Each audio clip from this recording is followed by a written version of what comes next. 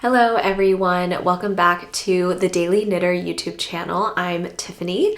Today I wanted to talk about my 2025 winter and spring knitting plans, and I also wanted to do a little section right at the top that's my 2024 reflections, because I realized that I didn't do that as much in my actual everything I knit in 2024 video, so I just thought it might be interesting, and I always like seeing year-end reflections from other podcasters that I listen to. But as usual, I will have chapters down below, so if you just want to go to my knitting plans, you can feel free to skip ahead. But let's start off with some 2024 reflection. If you didn't know, 2024 was actually my first official year of knitting, and that being said, I really only knit about 6 months of 2024 because I started around April of 2024 and I was pregnant. I'm still pregnant. So pregnant for a lot of 2024 and wasn't knitting during the first trimester. So all said and done, I had about 6 to 7 months of active knitting. Even with just 6 months of knitting under my belt, I feel like I've really grown as a knitter, and just seeing my progress, even in my year end, everything I knit was super fun and very encouraging for me to keep on knitting. So 2024 was truly a year of practicing techniques, learning new techniques, and just experimenting and basically throwing stuff at the wall to see what stuck and to see what I liked. Now, that being said, there are plenty of techniques and things that I did not get to try out in 2024, but I do think I was able to try out a different range of pattern types, garment types, weights of yarn and things like that to kind of get a sense of what my overall preference is. So through that, I came to a few realizations. Some probably will not surprise you. The first one is that I much prefer to knit things in the round. When I first started learning how to knit, as most people do, you learn how to knit flat because you're learning stockinette, which is essentially, knitting one row, purling one row, so that you learn how to knit and purl. And, when I think you first start knitting, you're like, I actually don't know anyone in my life who prefers to purl over knitting. But I think when you're a beginner, you just think, oh, this is just how it is. And so you don't really think there's another way until you start knitting garments in the round and you're like, wow, I can just knit things and stockinette and knit and don't have to purl. Like, that's amazing. So I think like a lot of beginners, I tended to gravitate towards patterns that were fully in the round. And there were a handful of patterns I knit that were really great for fully in the round and shaped with German short rows. But towards the end of the year, I also experimented with some patterns that had saddle shoulder construction, bottom up construction, drop shoulder constructions. And I realized that while I do obviously prefer to knit completely in the round, it's not always the most flattering on my specific body. And so towards the end of the year, I gravitated more towards patterns that had a drop shoulder construction. And while that does require you to knit flat for, maybe like a quarter of the project, it's not so tedious that like a cardigan where for the most part you have to knit completely flat the whole garment. You're able to knit flat for a little bit, do the shaping, and then join in the round and then go from there. And I found that I really enjoyed those patterns because it gave me an ultimate better fit at the end, but it wasn't so much flat knitting that I became discouraged, and it was just enough to get me to in the round, and then I could just do mindless knitting for the rest of the time. The second realization I had is maybe not super surprising to myself, but I definitely gravitate towards patterns that are a little more polished or professional looking. And obviously that has a lot to do with the fiber you choose, your actual knitting, and garment construction and things like that. But for the most part, I gravitated towards patterns that, petite knit patterns, which again, I think a lot of beginners gravitate towards because they're relatively simple, they're accessible, and they're just accessible to knit. So they're not as hard because she doesn't do a ton of like color work and cabling. Like I would say most of her silhouettes are stockinette with interesting pieces here and there. And of course she does beautiful cabled pieces and color work pieces as well. But I would just say overall, like her vibe is very similar to what I like, hence why I have knit a lot of petite knit patterns and will continue to knit a lot of petite knit patterns in 2025. But yeah, I realize that I just enjoy that more polished look. That being said, I do obviously still appreciate beautiful color work pieces. Like when I see the halibut sweater is one, and I'm gonna put photos of things that I'm referencing. I think the halibut sweater is one where I was like, wow, that is impressive. The Celeste sweater from Petite Knit, like that one is more traditional color work.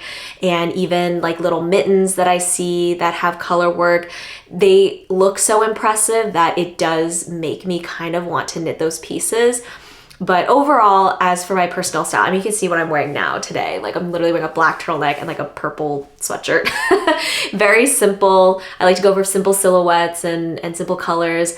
And yeah, so that's just kind of what I gravitate towards. And I think that's okay. Again, at the end of the day, we are knitting for enjoyment, knitting for ourselves a lot of the times, and I don't want to be spending, hundreds of dollars on expensive yarn and patterns to end up knitting something just to say I did and then have it sit in my closet. Down the line, I'm sure there's going to be one or two pieces that are just accomplishments in and of themselves that I'll feel good just having done them, even if I don't wear them that often. But for the most part, I would like to wear what I knit. And so I try to find patterns that will fit into my current wardrobe rather than just pieces that are popular or techniques that I should be knitting, as a more advanced knitter now. And in 2025, I definitely want to get rid of that anxiety of like, oh, I have to try a cable sweater because everyone's doing it, or I have to do this because of this. And I think you should just knit what you want to knit. So that is one of my goals for 2025, but that is a reflection from 2024. And my last little reflection is that unfortunately, I still cannot tolerate mohair. Which is unfortunate. I did purchase one of the Knitting for Olive, I think it's like silk mohair, and even still holding that next to my skin, I'm like, it's scratchy. So I probably, unfortunately, won't incorporate that into any of my sweaters. And it's funny to me because I think a lot of knitters really like that mohair fuzzy halo that it gives sweaters, but for me, I really don't like that look. I don't know why. Maybe it's just personal preference. I'm sure I'm not the only one that feels that way, but there's so many patterns that I like that end up having to be held with mohair, and the mohair is thin enough that I feel like it's okay if you just omit it. You can still probably achieve gauge for sweaters, but I don't know, I really wish I could tolerate it, but I cannot. So if anyone knows of an alternative to mohair, let me know. I think like alpaca is one, but if it's grown alpaca, like it's still very itchy to me. I did try a baby alpaca yarn that I knit into a hat, and that is way less itchy and more tolerable, but it's still like a little itchy, And yeah, so I'm not sure if alpaca is good enough of an alternative for me personally, but let me know if there's like a synthetic mohair alternative that I just haven't explored yet that could give me that fuzzier look, because there are definitely some garments that I see that I'm like, okay, I understand the vibe of like having it be a little fluffier and that like mohair texture, and I'm definitely wanted to knit a few of those patterns, but again, it's just I just can't justify knitting an entire sweater with mohair and never being able to wear it because it's too itchy. So if you know any alternatives, let me know in the comments. Now I want to move into my 2025 year goals, and then we'll get into actual just like winter and spring knitting plans. So my first goal, even though I just said that I wasn't going to do cabling just for cabling's sake, is I do want to try out cabling. I am more interested in trying out cabling than I am color work. Not sure why. However, when it comes to purchasing sweaters for myself, even before I knew how to knit, I would always be attracted to those traditional looking, fully cabled sweaters that have like a very 90s retro vibe. But inevitably when I put them on, I feel like they just don't fit my body right. I'm very petite, and so I feel like sweaters like that tend to be really oversized and bulky and just make me look bulkier than I am. And potentially it's just the pieces that I was choosing, you know, that are machine made versus hand knit. And I just, since then, have not really gravitated towards purchasing cabled sweaters anyways. So when I started knitting, even though cabling is obviously a very common technique and in a lot of patterns, I would avoid those patterns because I was worried that if I did an all over cabled sweater, that while it would be very impressive and fun to knit, I just wouldn't wear it that much because it made me look bulky. So that is still the case. However, I did find a way out of that so that I can still try cabling, but have it be in a piece that I know for sure I'm going to use. And that is the December stocking by Petite Knit. She has this stocking that is all over cable texture, but it is considered like a home decor piece. And so I am planning on knitting that at some point in this year, just as my cabling experiment, so that I get to try out the technique, but the finished product is something that I can use because we hang our stockings, you know, every year. So that is one thing that I would like to try out, is cabling in a smaller project. The other goal that I have is to knit at least one true summer knit on small needles, and I'm already pretty good with that goal because I did just cast on yesterday the Tombow Tee by Florence, which I will mention later, but I did cast that on, so technically I'm already towards my 2025 goal. The third one is to try out more designers. While I love Petite Knit and I think people for the most part love her, I think people criticize her for certain things, but I think she's popular for a reason, and I'm definitely going to continue knitting some of her patterns that I like, but I do want to try out more designers, potentially maybe some like Japanese or Korean designers, just to see how the construction is different. I've heard that they construct their garments just kind of differently. However, I do find that a lot of at least popular Japanese patterns and artists use a lot of cabling. So I'm gonna have to find some pieces that maybe are a little more simple and don't have as much cabling in them. The next one is to try out some more yarn companies. I live very close to Mother Knitter here in New Jersey, and they are mainly a Sandisgarn distributor. Their yarn shop is beautiful. If you're ever in the Red Bank area, I highly recommend to go check it out. Their space is really beautiful. They have the full Sandisgarn array of yarns, which is great, but they also have I think it's called Scout yarns, some local yarns, like local to New Jersey and New York yarns, like smaller hand-dyed batches. I believe they also have a collection of Lamana, I'm not sure how to pronounce that actual name, and a handful of other smaller indie designer like yarns as well, but for the most part they are a Sandisgarn retailer, so that's definitely the bulk of their collection. Hence why a lot of the yarns that I was knitting with in 2024 were from Sandisgarn, because I am pretty intolerant to animal fibers. Like I mentioned, I can't really tolerate mohair, I can't really tolerate alpaca. Any sort of rustic yarn, like even the Peer Gynt yarns, is like, ooh, that's a little scratchy for me. So my bread and butter is 100% merino wool, cashmere, you know, silk, linen, cotton, all of those fibers are totally fine.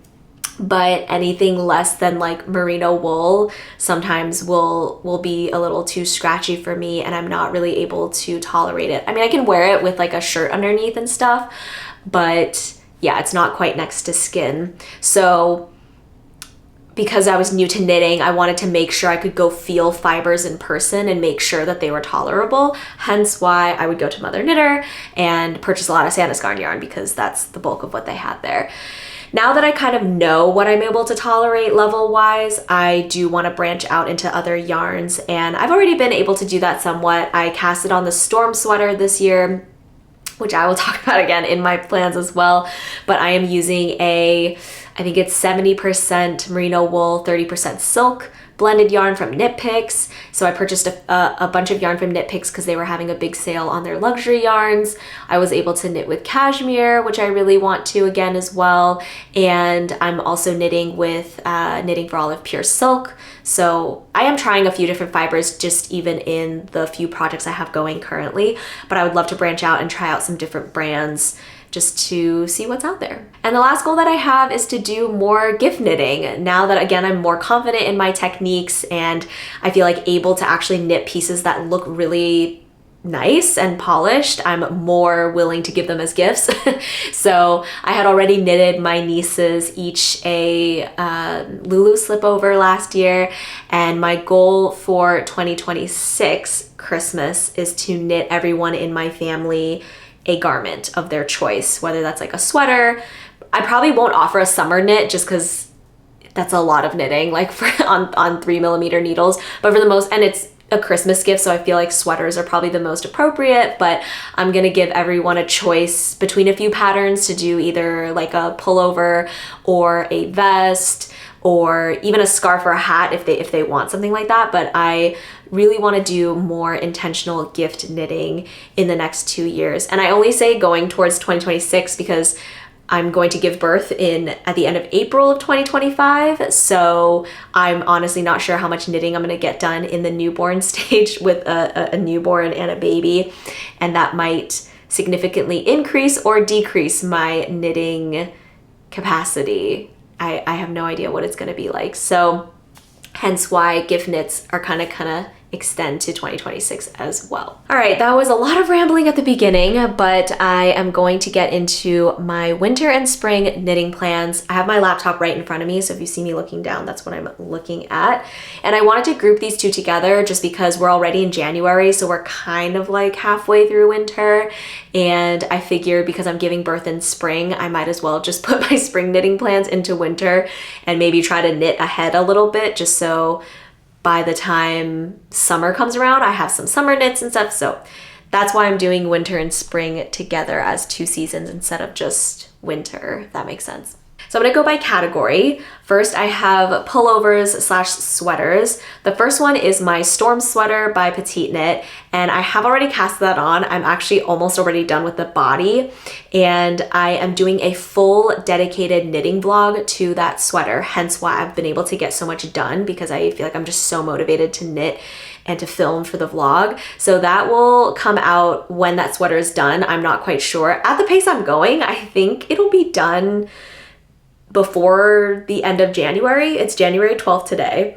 I feel like I'm going to be able to finish it well before the end of January and edit that vlog and have that up. So I'm not quite sure when that's going to be up, but probably end of January that vlog will be up, and it'll talk very much in detail about my whole process and my experience knitting it and things like that. So I'm very excited for that sweater. It is by Petite Knit. I am actually knitting the largest size in her junior version. And the reason why I purchased the junior size pattern is because the largest size in the junior pattern for her pretty much corresponds to the same size as the smallest size in her women's pattern, which is the size that I would be knitting for myself. And the great thing about the junior sweater is that I think it goes all the way down to 1 to 2 years old. Like it goes from 1 to 2 years old to 14 years old. And I would love to knit a baby version of this for my baby. So it's kind of like I'm getting 2 in 1 versus having to purchase the women's pattern and the junior pattern. The next one is another cloud blouse. If I do cast this on, this will be my 3rd official cloud blouse. And the yarn that I'm thinking of doing it with is a Knit Picks yarn that is part merino wool, part cashmere. So I think even though the cloud blouse is maybe technically more so of a top, I think the yarn will make it feel almost like it'll be like a DK weight blouse. So I feel like it'll feel a little closer to a sweater. So that's why I'm putting it in the sweater category. And I just really like that construction. I like the previous 2 that I've knitted, I think look really good, and I'm excited to knit it with an actual wool and to see how that turns out.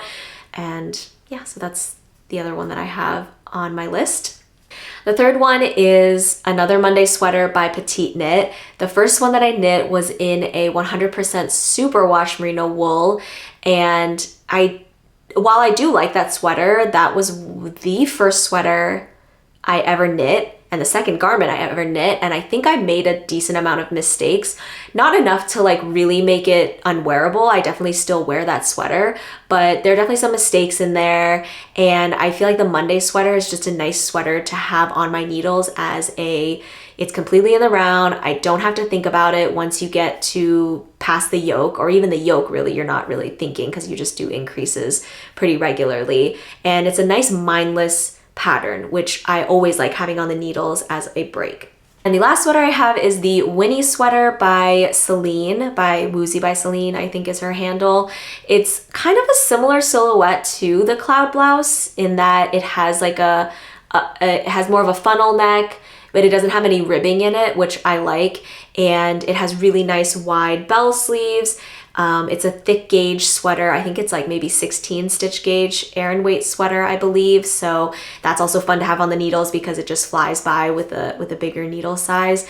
I don't quite have yarn picked out for that one, but that is one that I'm thinking of knitting this season as well. Moving on to summer knits, I have two.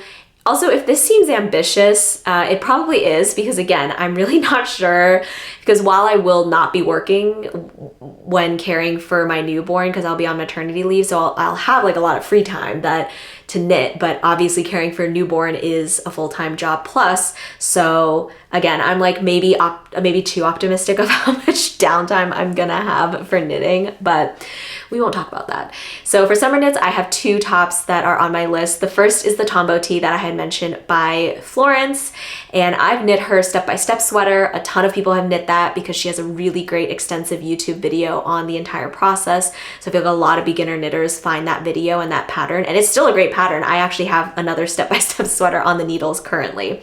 So even as a more experienced knitter now, I still enjoy that pattern. But she has a Tombow tee pattern, which is actually the second, maybe third garment I finished in 2024.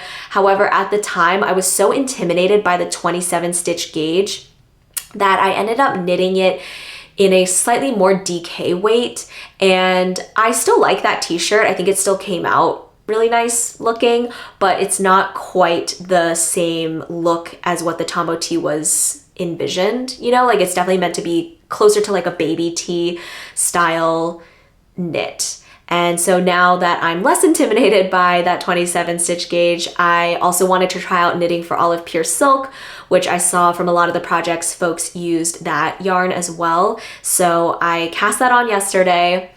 It is still quite intimidating, like knitting on, I'm using 3.25 millimeter needles, and it definitely looks intimidating, but I heard that once you wash and block the Knitting for Olive Pure Silk, it just creates such a beautiful garment, and I can't wait. So I have already cast that on, even though it's technically a goal or like a knitting plan thing.